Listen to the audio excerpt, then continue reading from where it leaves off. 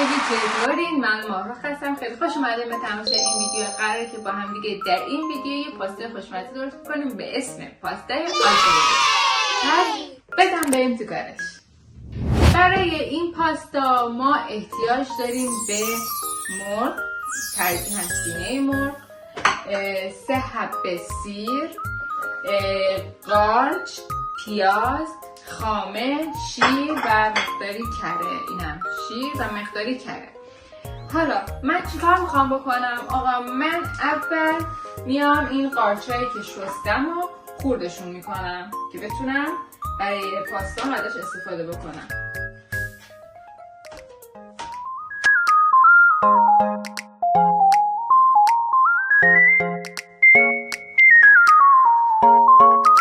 حالا که من قارچم خورد کردم همونطور که میبینین میرم سراغ پیازم. برای پیاز دوستان من اول میام چیکار میکنم؟ پیازم رو از وسط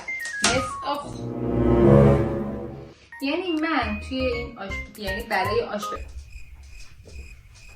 یعنی نشد من آشپزی بکنم یا زبونم نگیره یا خودم رو نسوزونم یا نبرم بالاخره دیگه. خب من چیکار میکنم؟ پیازی که از وسط نصفش کردم و میام میگیرم زیر شیر و اینجوری باعث میشه که دیگه چشمم نسوزه. اگرم بخواد بسوزه خیلی کم میسوزه. پس بدم به تو کارش.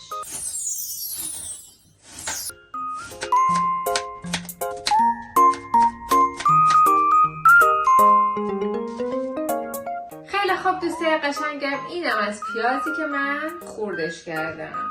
حالا چیکار میکنیم؟ اینا رو میذاریمشون کنار، میریم سراغ مرغمون رو من اینجوری کوچولوش میکنم که حالا بعدا بهتون نشون میدم. بعد دیگه میریم سراغ آشپزی اگه خدا بخواد. من اینا رو بذارمش اینجا. برای خورد کردن مرغ من میام از یه چاقوی دیگه استفاده میکنم.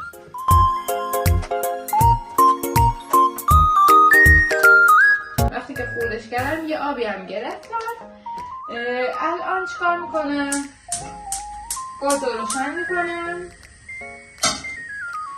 مایتا برام میذارمش روی گاز و روغن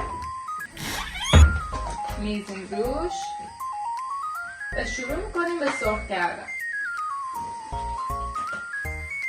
اینجا قاشق چوبی.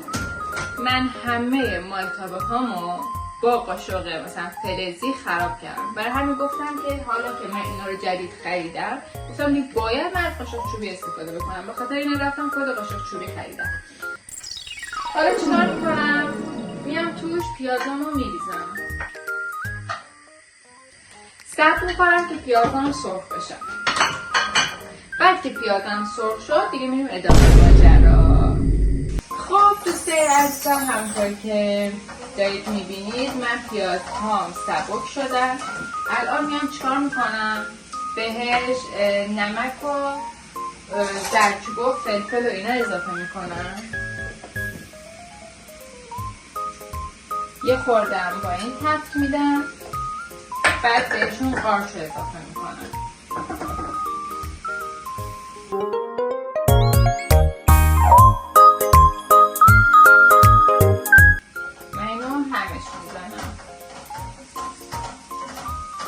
میگن کره غذا رو خوشمزه میکنه. خب حالا شما استفاده نکردینم نکردین، ولی من گفتم میام حالا که کره خریدم گفتم میام حداقل استفادهش بکنم. یه نکته هم که بهتون بگم، کره رو همینجوری خالی توی ظرفتون نندازین چون ممکنه که بسوزه. حتما روغن چیزی همش اضافه کنید.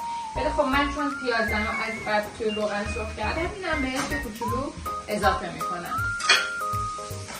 تا این آب بشه من میام چیکار میکنم؟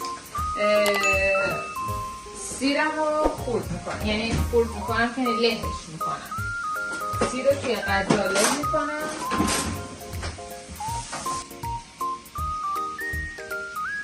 خب من سیرم رو له کردم. الان میام اینو همش میزنم. حالا من میام الان بهش مرغم رو اضافه میکنم.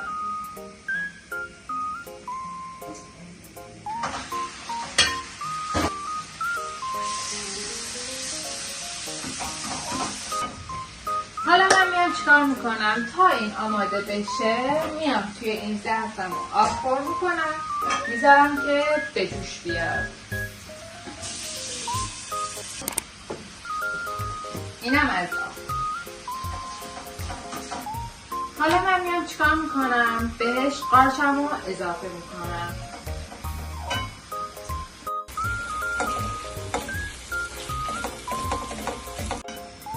خیلی خوب دوستای عزیزم، اینجا آب داره به جوش میاد. من چیکار میکنم؟ میام ماکارونیمو میریزم توش، 1 2 3. این از این. حالا میام چیکار میکنم؟ سریع به این موادم شیر اضافه میکنم. اول خامه رو اضافه نمیکنم. و یه چیزی هم بهتون بخوام بگم به عنوان نکته، قبل از اینکه این غذا رو درست بکنین، این پاستا رو بخواین درست بکنین، بهتره که شیر و خامه‌تون رو 1 2 ساعت از قبل بذارین بیرون که به دمای محیط برسه، بعد ازش استفاده کنین، وگرنه ممکنه که غذاتون خراب بشه. حالا من چیکار میکنم؟ یکم به این شیر اضافه میکنم و در اینو میذارم و میذارم که مرغم با شیر یه خورده بپزه. بعد آخر مثلا یه 5 دقیقه 7 دقیقه مونده که مثلا بخوام بردارم دیگه بخوریم، اون موقع بهش خامه رو اضافه میکنم. الان من میام در اینو میذارم، اینم درش که مرغم قشنگ بپزه. اینم یه همش بزنم که نچسبه. صبر میکنم که ماکارونیم که پخت، یعنی مثلا دیگه نرم شد، دوست ندارم سفت باشه، نرم شد. بعد آخر زیرش خاموش میکنم، آتیشش میکنم، میریزمش داخل موادم. بعد دیگه اون موقع میریم سراغ تست. خب دوستای عزیزم، این ماکارونی همون بود که داره نرم میشه، دیگه داره آماده میشه. من میام چیکار میکنم؟ خامه رو اضافه میکنم به موادم.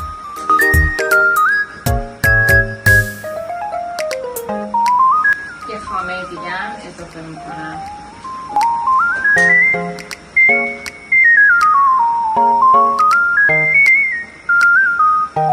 خب حالا من اینو همش میزنم. الان ماکارونی رو آبکشش میکنم.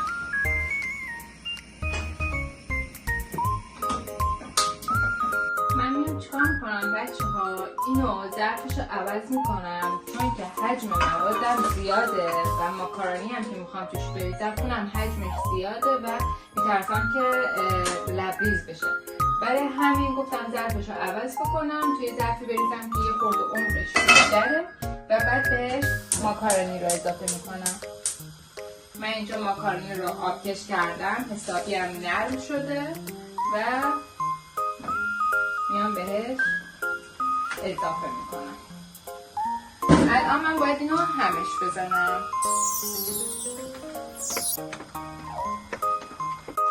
خب دوستای عزیزم، اینم از پاستا آلفردو ما. فقط متاسفانه پنیر پارمزان نداشتم که بخوام بریزم روش، ولی خب فکر میکنم همینجوری هم باید خوشمزه شده باشه.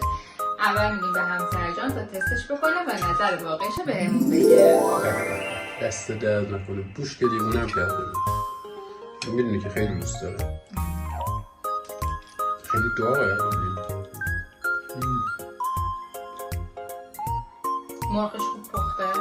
مرغشو نخورم. خیلی خوشمزه. عالی. خیلی داغه. آره بخار داره ازش بلند میشه. عالی. عالی. مرغش هم پخته باشه. عالی پخته. نمکش، ادویه‌اش، همه چیزش اندازه. خوبه، همه چیش خوبه. خب بده منم تستش بکنم. زود بیار بخوریم. باش. من تستی بکنم. چه بخاری بعدش بلند میشه. نمیدونم شما میتونید ببینیدش یا نه، ولی خب خیلی داغه.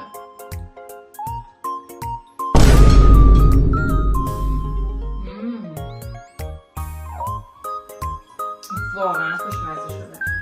چون خودم درستش کردم نمیگم، واقعا خوشمزه شده، لذیذ شده.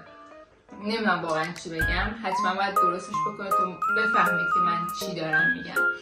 این هم از پاستا آلفردو ما. امیدوارم که دوست داشته باشین. تا اینجا ویدیو رو دیدین لایک کنین، سابسکرایب، زنگوله، کامنت یادتون نره. شما رو به امید خدا میسپارمتون تا ویدیو بعدی.